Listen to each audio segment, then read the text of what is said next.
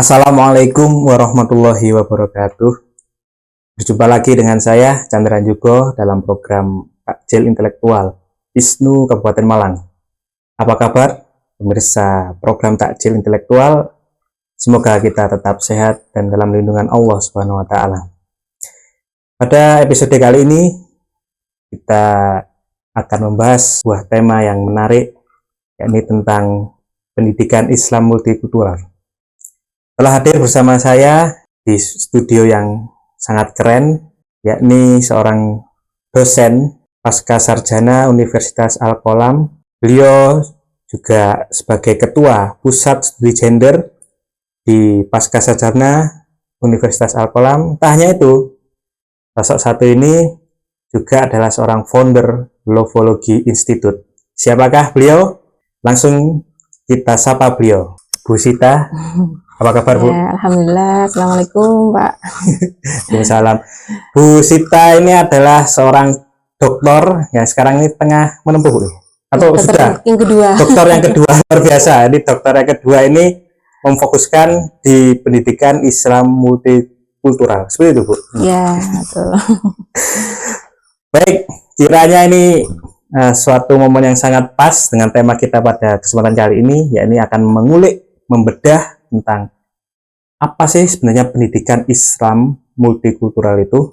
Pengertiannya pendidikan multikultural itu apa sih? Konsepnya ini pemirsa program Takjil Intelektual ini ingin mengetahui. Ya, baik. Memang pendidikan Islam multikultural ini hari ini menjadi hal yang sangat dibutuhkan ya. Khususnya menjadi hal yang wajib untuk Indonesia. Kenapa kalau wajib? Indonesia yang begitu luar biasa, beragam, banyak sekali ya, sukunya, ya, dari bahasanya, suku, bahasa, agama. Yang sah saja ada 6 itu agamanya. Iya, betul. Belum lagi aliran kepercayaan dan yang lainnya itu kita sangat luar biasa banyak.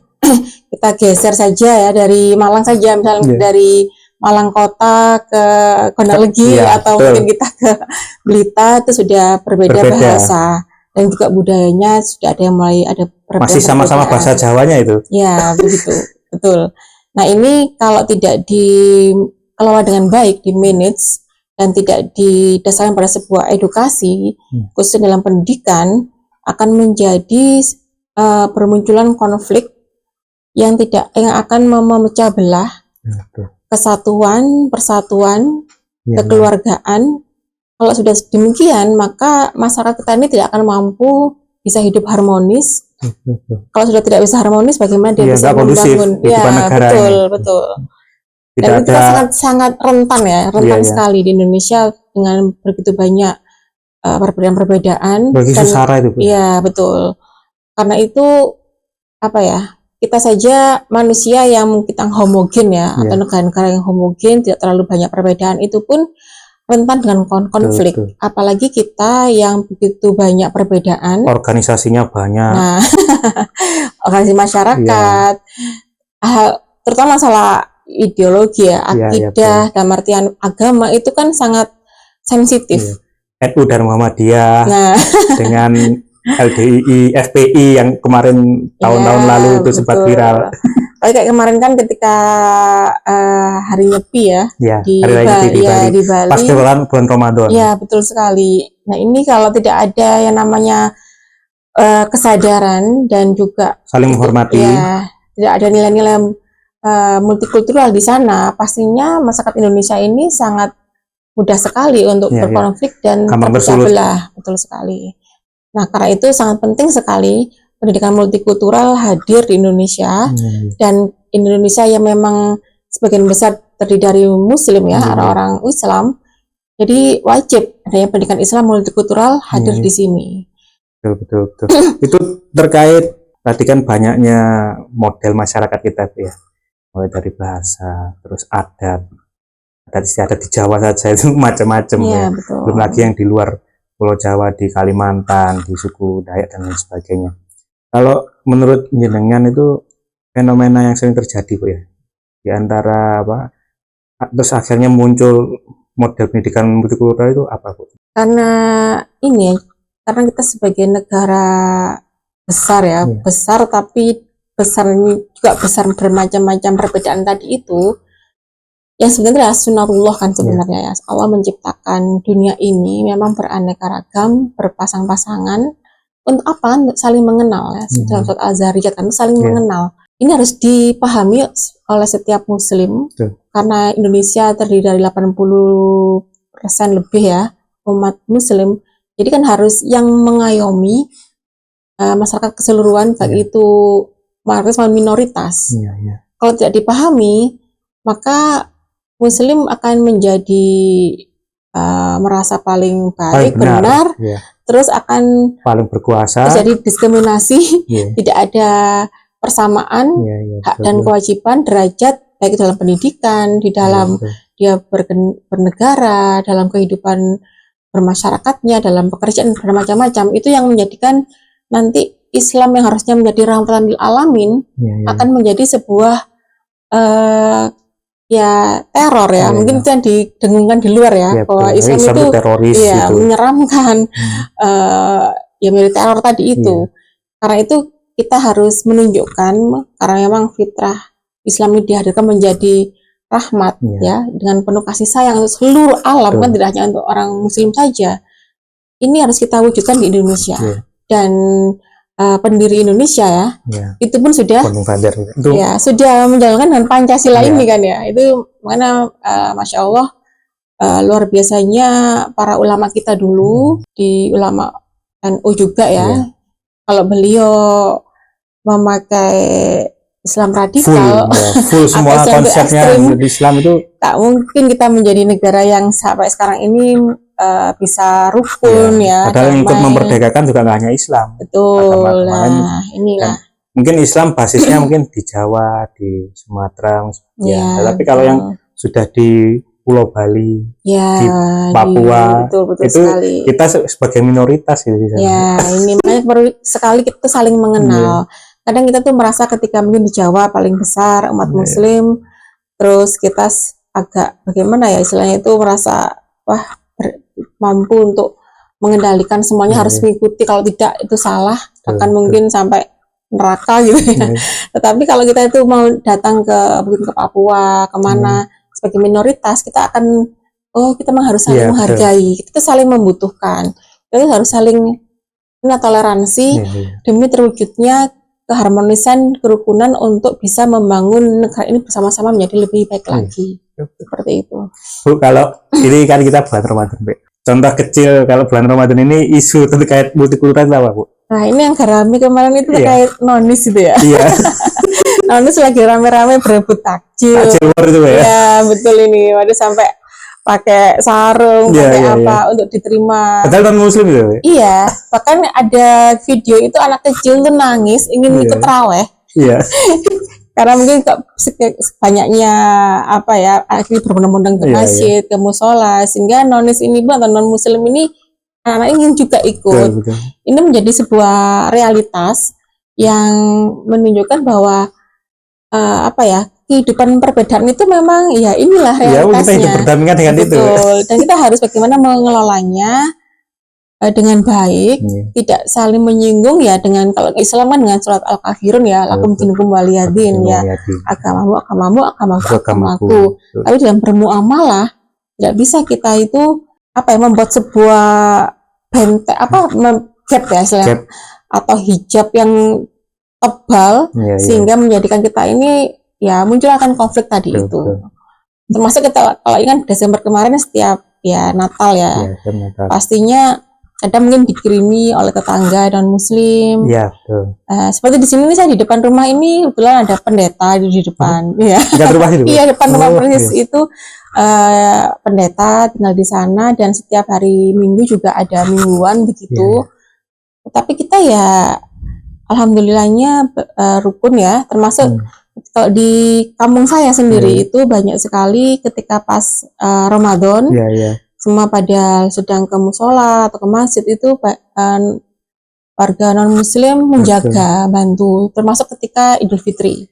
Sama Bu, itu di dekat rumah saya di Seberbojong sana. Itu depan rumah pas, di depan rumah orang tua itu seorang Nasrani. Itu ya kalau pas hari raya Idul Fitri itu ya lucu juga. Kita dikasih apa nyebutnya mungkin mereka angpo gitu ya. Ya dikasih juga ya, ikut ikut memberi terus kata. Baik, ini berganti posisi ya. Situasinya sekarang di alam karena ada kendala teknis sedikit tadi sehingga agak bergeser ke tempat yang lebih segar. Baik, tadi melanjutkan pembahasan sebelumnya Bu Sita, kalau integrasinya dalam dunia pendidikan sendiri, konsep pendidikan multikultural itu seperti apa? Ya, jadi memang kalau dalam pendidikan Islam berbasis multikultural ya, atau pendidikan Islam multikultural itu memang ya sangat harus wajib ada. Karena dalam Islam sendiri pun banyak sekali mazhab ya.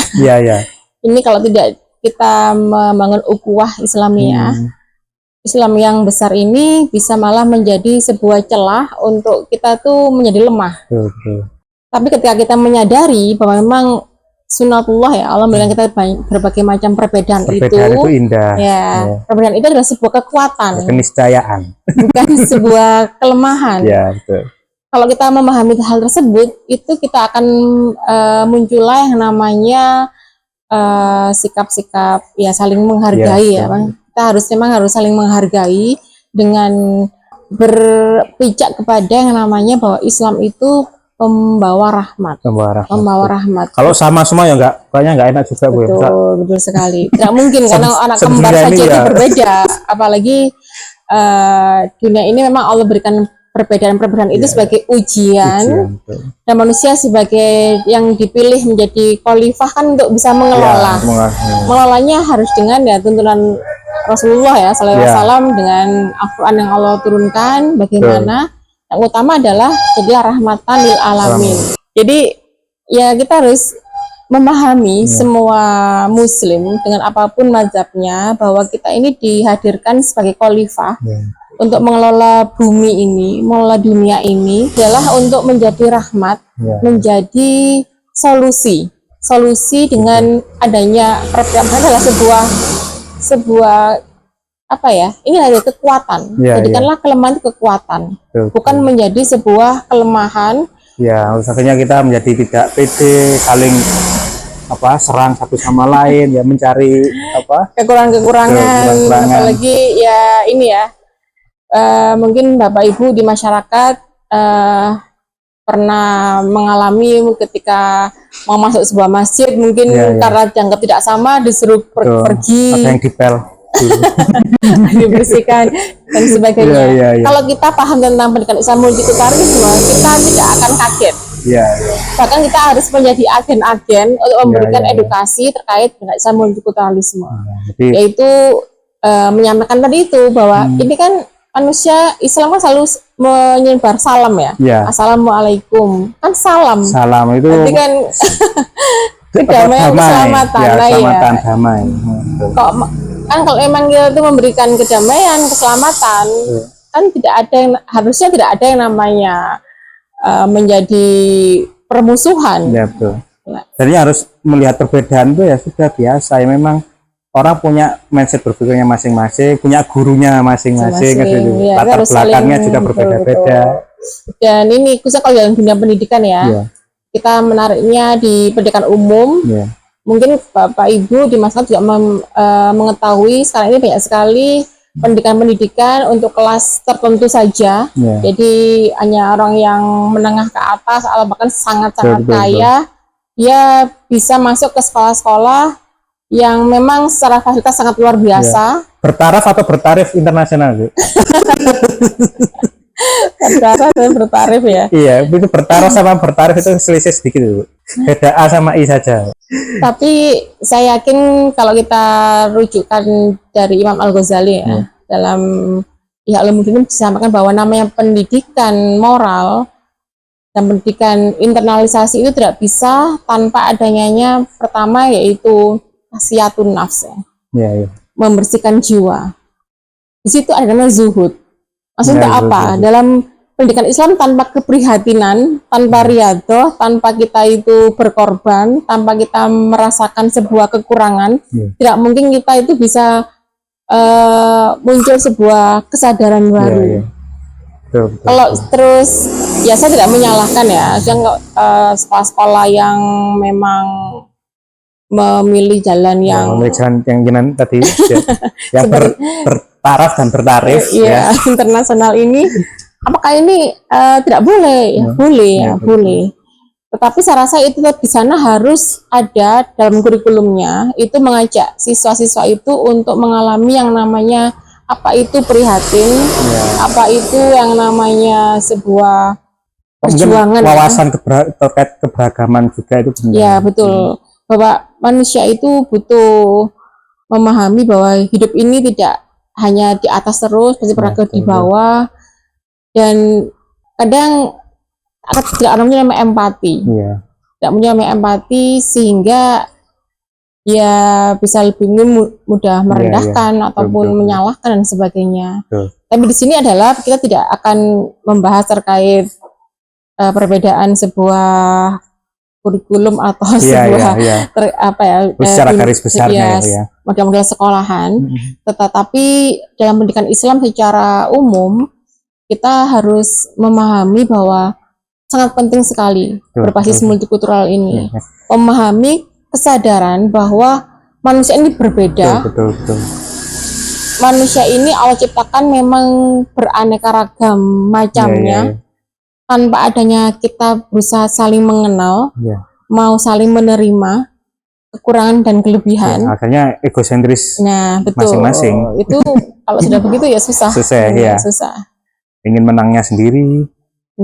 Lalu bagaimana caranya ketika kita menghadapi orang-orang yang mungkin masih belum memiliki kesadaran multikultural ini?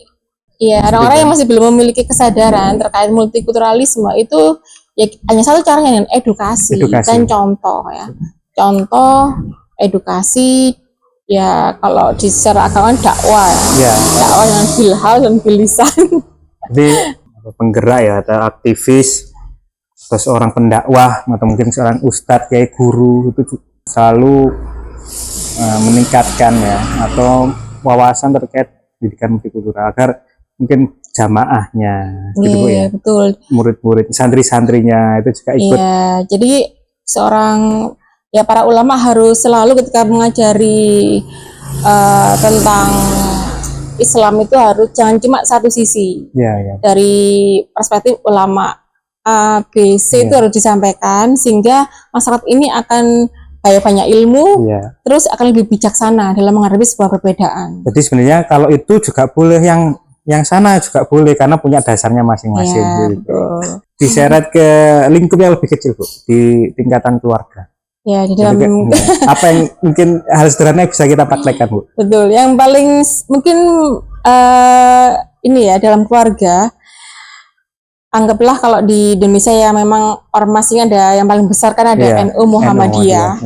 Kadang orang kan menikah mungkin suaminya NU, istrinya Muhammadiyah.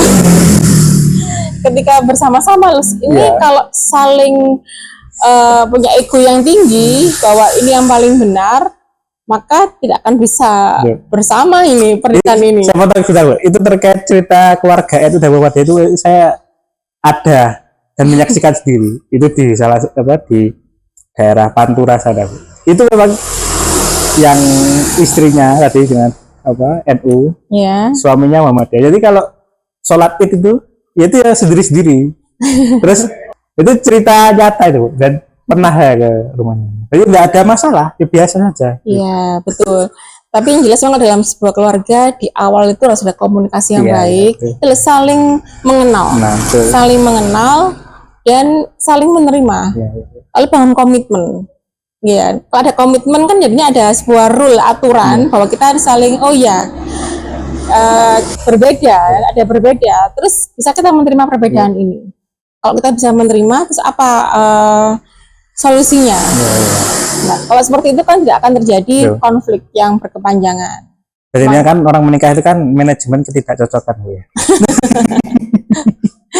Menyatukan banyak perbedaan. Pasti yang berbeda, satu perempuan, satu laki-laki. Ini secara pasti akan beda karakter masing-masing.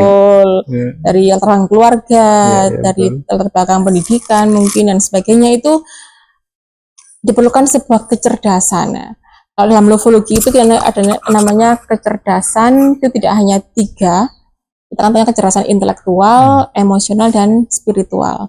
Tapi ada satu lagi, itu kecerdasan seksual. Karena di sini ya manusia ini butuh kecerdasan untuk memanajemen ya, mengelola apa yang dikelola. Ada rasa cinta. Nah, kadang kalau cinta sudah bucin ya, tak dikelola. Cinta saja yang dikelola, keuangan tidak dikelola, ini bahaya ini. Bucin tingkat dewa nanti. Cinta itu bisa menjadi rahmat, tapi bisa menjadi malapetaka. Ya, kalau tidak tahu mengelola empat-empatnya ini semuanya dikelola dengan baik. Karena itu memang dalam Islam kultural di dalam keluarga itu wajib hadir. Tapi tidak bisa hanya sebuah teori-teori. Kalau di dalam levologi kami ini memang ada namanya asesmen di awal.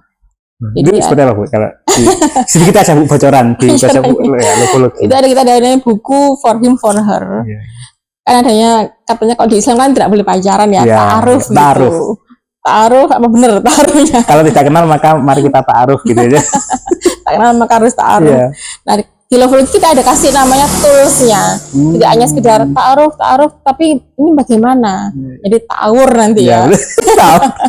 Ngawut nanti Bu. Ngawut kan? Karena apa? Pakai video call nggak ketemu, tapi video call malah nggak karuan. Nah, kita ada asesmen yang di sana memang orang itu akan secara tidak langsung dia akan jujur, jujur apa adanya, sehingga kita akan tahu bagaimana calon kita. Bahkan kalau sudah menikah kan perlu, orang kan selalu berkembang ya, bertumbuh, berkembang, berubah.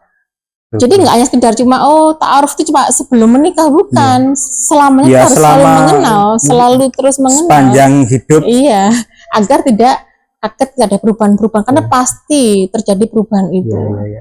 Wah, ini kayaknya konseling menarik ini bersama beliau. Nanti bagi sahabat pemirsa takjil intelektual, ini beliau tadi founder Levologi Institute. Itu kaitannya dengan tema kita ini kayaknya sangat menarik kalau. Iya, salah satu levologi memang bisa menjadi tools juga dalam Islam multikultural.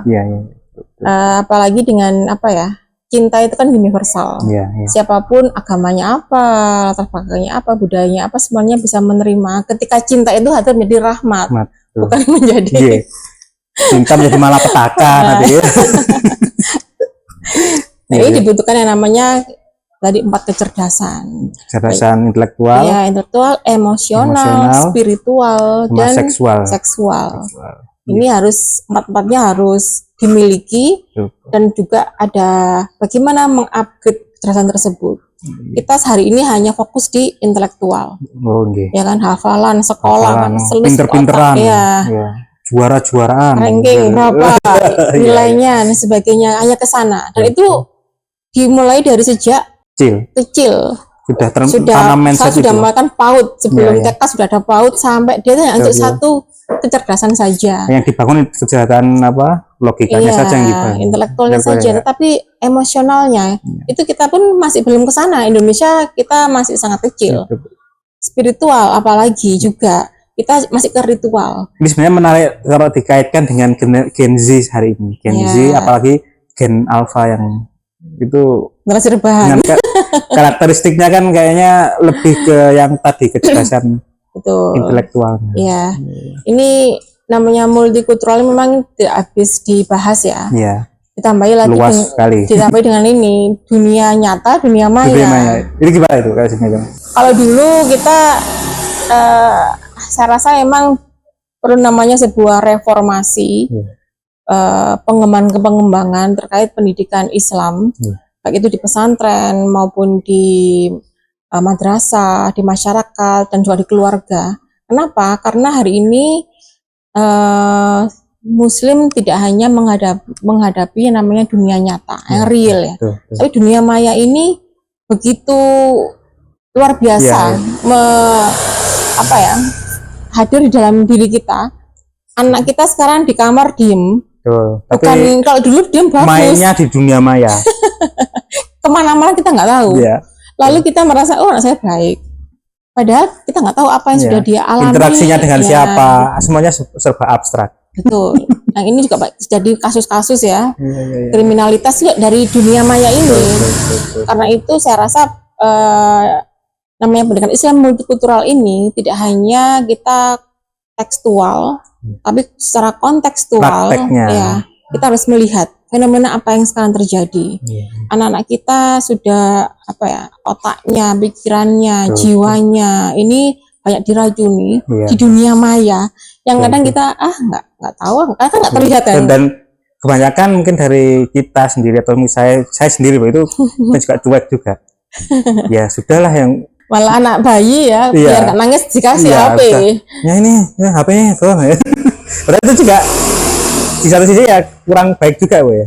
Muncullah tantrum, Iya, ya kan? iya, iya. Kalau diambil HP-nya dia Betul, nangis sampai betul. ya terjadi. Dan pelampiasannya kalau ada pasti HP. Ya. Nah ini juga butuh namanya di dalam pendidikan Islam, multikultural ada di dalam sini. Apa yang mau kita lakukan? Apa pengembangannya apa? Gitu. Iya, iya. Karena saya menyebutnya itu sebagai hipnotisasi masif dan massal. Hipnotisasi masif dan massal. Hipnotis kan apa yang kita lihat, kita dengar terus menerus, itu akan masuk dalam alam bawah sadar kita. Menjadi otomatisasi perilaku kita. Iya. Jadi menjadi kebiasaan akhirnya. Iya. Menjadi rutinitas. Iya. Terus kalah yang di pondok gurunya ngasih ceramah, buka kitab, ini kalah sama yang dia tonton terus. Iya. Sejatinya ya di rumah itu, ketika betul. bertemu dengan interaksi dengan orang tua, bagi ya itu tantangan generasi hari ini. Jadi memang perlu sekali pendidikan Islam multikultural ini tidak hanya terkait kita perbedaan budaya, agama dan segalanya sekarang yang ada ya, secara realitas. Tetapi dunia maya ini pun juga harus kita waspadai sebagai juga dari bagian multikultural yang harus kita lakukan pengembangan dalam pendidikan Islam. Apa yang mau kita lakukan sebagai guru agama, sebagai orang tua Muslim, ini bagaimana mendidik anak-anak ini jangan sampai kita salah terus menyesal. Kalau sudah masuk ke dalam namanya mental, jiwa, susah kan, susah diperbaiki. Itu kalau watuk itu bisa dibeli diminumi obat. Kalau sudah nanti menjadi watak itu sulit itu. Ya, ini pun bagian dalam pendidikan Islam multikultural yang harus kita lakukan banyak sekali pengembangan dan saya dan juga suami ya, kita di Love Institute itu memang sangat concern dan ingin membangun sebuah sebuah edukasi baru yang berbasis cinta memang dari rahmatan lil alamin tadi itu. Bagaimana anak-anak kita, generasi kita ini jangan sampai ada secara fisik, tetapi dia menjadi zombie-zombie. Nggak ada isinya. Nggak ada isinya. Pemerintah masih fokus di fisik. Mental, jiwa masih sangat jauh. Sangat jauh. Ya, program yang terakhir itu kan bagaimana masivitas peningkatan di bidang soft skill, pasti keterampilan yang belum ke arah jiwa. Pesantren saya sangat berharap sebagai kekuatan untuk menjadi tools tadi pendidikan. Saya ada jadi satu kelas itu dari dosen-dosen mahat. Jadi kan ngajar S1, ngajar S1 ya. Itu ayo para ustadz harus beda sekarang ini. Jadi harus melahirkan yang dihadapi sudah lebih kadang 5 langkah lebih depan dari kita. Kadang tadi itu gak boleh gaptek gitu kan istilahnya. Jadi semua ilmu ternyata yang menjadi seorang penerus Rasulullah hari ini makin banyak tantangannya. Tapi tidak bisa terlepas yang namanya kekuatan spiritual. Itu sangat-sangat namanya pendidikan Islam tidak bisa melepas namanya kekuatan spiritual dan kompetensi spiritual. Makanya akhir-akhir ini banyak kasus kayak bunuh diri gitu ya. Terus kan macam-macam itu ini urusannya sepele-sepele sebenarnya. Tapi karena mereka lemah, jiwanya lemah, gampang sensitif, terus pelampiasannya ya sungguh pendek akhirnya. Sama hati-hati. Sekarang banyak sekali aliran-aliran yang mengajak orang-orang yang kosong itu menawari dengan ini loh, kasih surga. Jadi ini ada dengan gampang dan instan. Itu kayak yang apa? Yang istrinya termasuk itu. Iya, tukar istri Iya. boleh. Itu kan karena Jaminan surga. Wah, luar biasa itu. Itu dasarnya dari mana ya? ya mereka tuh mau mengeluarkan dana bulanan untuk membayar. Iya, iya. Betul. Dan ada yang tidak sama sekali bertemu dengan guru spiritualnya hanya lewat online. Iya, iya, iya. Itu sudah bisa masuk ke dalam bahkan hipnotisasi masif Iya. dan massal. Kalau itu terus hadir, kan Ya, itu kan mau menjadi ya. betul. Itu menjadi rujukan nanti akhirnya. Betul. Orang belajar tidak lagi ke kiai secara langsung, ke guru secara langsung, tapi sudah dari model-model seperti itu. Iya, ini sangat-sangat bahaya karena juga kalau dulu kita ini ya, mungkin dari pesantren kita ada kitab, ada guru, ada Ya, kiai. betul. Kita kalau hanya kitab saja masih perlu terus belajar. Lah kalau sekarang langsung online. Ya, Lagi dengan ada AI kan. ya. Semua bisa dirubah, semua bisa diatur. Betul. Orang kalau terus menyerahkan jiwanya kepada itu kan ini yang perlu Iya, saya sampaikan apa ya? Dunia maya ini belum Iya. ya. Apalagi sekarang ini di mana era kepakaran itu kayaknya sudah hilang atau tidak ada. Jadi intinya dalam keluarga itu memang tempat pertama internalisasi nilai-nilai multikultural itu. Ya, betul. Jadi perlu nih apa ISNU ya. Ya. Tidak Ya, pesan Bu kepada kita semua sahabat ISNU seluruh Indonesia. Bu. ya untuk